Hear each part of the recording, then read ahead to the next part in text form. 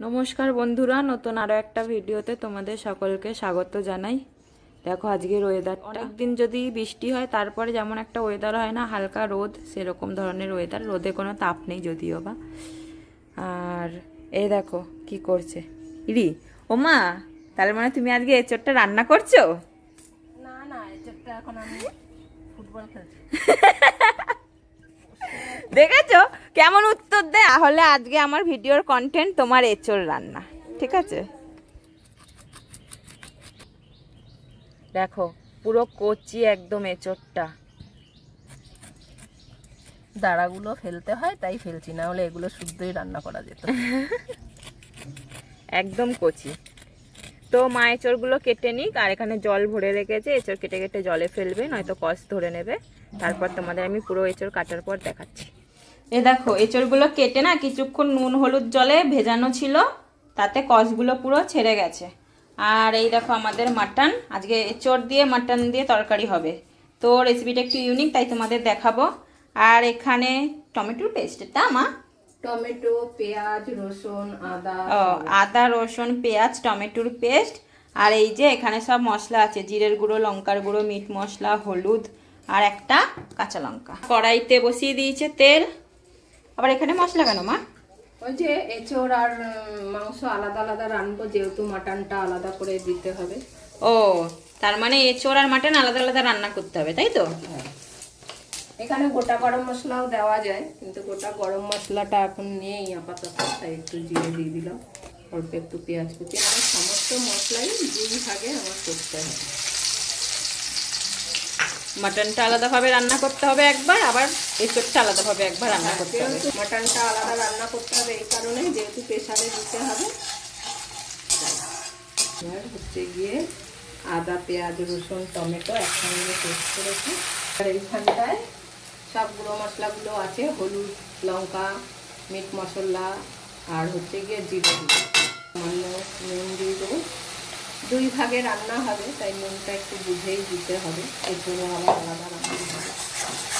যে তেলটা বেরিয়ে এসছে, এবার আমরা এর মধ্যে মাংসটা দিয়ে দেবো।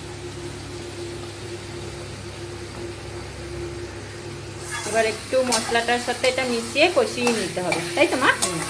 আর গরম জল এখানে বসিয়ে দিয়েছি। আর এদিকে গরম জল বসানো আছে। পুরো রান্নাটা কিন্তু গরম জলেই হবে। এঁচোড়টাও গরম জলে রান্না হবে, আর মাটন তো গরম জলেই রান্না হয়।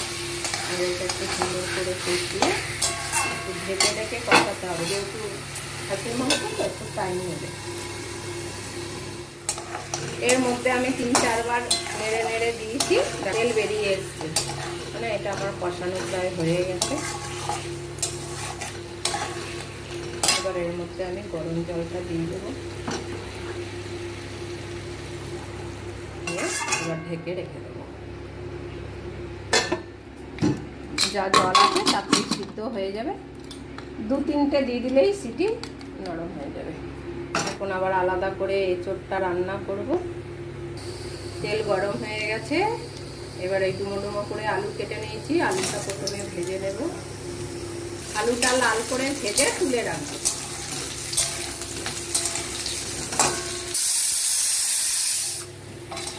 আলুগুলো লাল করে ভাজা হয়ে গেছে, এবার সব তুলে একটু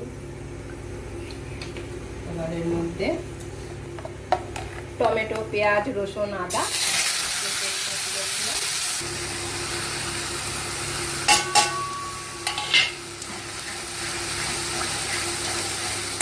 এবার এর মধ্যে আবার সামান্য নুন দেবো, যেহেতু হচ্ছে। পরে আবার টেস্ট করে যদি নুন লাগে তো দিয়ে দেবো।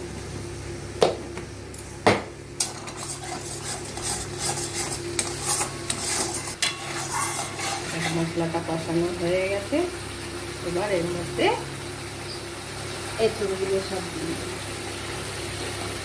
এই এঁচোড়টা আমাদের খুব ভালো, গাছের এঁচোড় তো, সিদ্ধ করতে হয় না, একদম কচি এঁচোড়টা। সর্দিদুকে দিয়ে পাড়া করিয়েছি, একদম কচি এঁচোড়। আর অন্য এঁচোড় হলে একটা সিটি মারতে হতো, নাহলে সহজে সিদ্ধ হতে চায় না দু একটা এঁচোড়। এর মধ্যে আলুগুলো দিয়ে দেবো।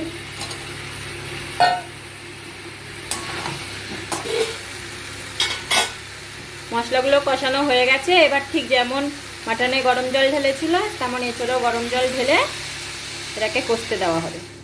জল দিয়ে দিয়েছি, গরম জল।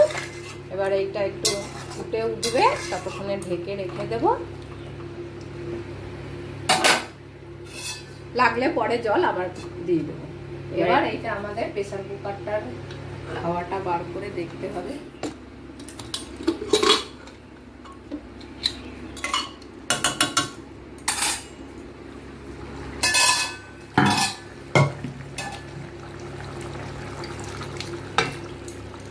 এবার এটা এঁচড়ের সাথে সেদ্ধ হতে থাকবে, তাই তো? বাদ বাকি যেটুকু দরকার, এবার এঁচড়টাও তো সিদ্ধ হবে। হ্যাঁ, এবার যখন হবে তোমরা দেখতে। এই যে দেখো, আমাদের কাঁঠাল খাসির মাংস দিয়ে রান্না হয়েছে। 30 মিনিট ধরে আমি এরকম অল্প আগুনে ঢেকে রেখে দিয়েছিলাম। এঁচড়টা পুরো সিদ্ধ হয়ে গেছে। এরকম খুন্তি ঢুকালেই দেখতে কেটে যাবে। এই যে, তার মানে পুরো রেডি। এখন এমনিতেও কষানোর সময় আমাদের গরম মশলা দেওয়া ছিল, তবুও এখন একটু আবার নামানোর আগে মিট মশলা দিয়ে দিচ্ছি। এখন একটু গ্যাস বন্ধ করে ঢেকে রাখবো। 10 মিনিট বাদে তরকারিটা আমি ঢেলে নেব। আমাদের হয়ে গেছে 10 মিনিট। আর কি সুন্দর গন্ধ বেরোচ্ছে। একটা বাটি দি মা, টেস্ট করতে দাও। কিসের জন্য? আমি জানি সুন্দর হয়েছে, তোরা টেস্ট করতে হবে না। দাও না, না খেয়ে দেখলে কেমন একটা হবে। টেস্ট ওর করা চাই। এই যে রান্না হয়েছে, আর এই দেখো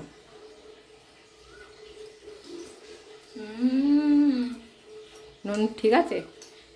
পুরো এঁচড়টার মধ্যে মাটনের টেস্টটাও পুরো ঢুকে গেছে। প্রত্যেকটা এঁচড়েও মাটন মনে হচ্ছে।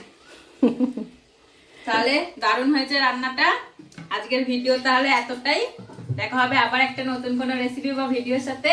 আজকের মতন টাটা।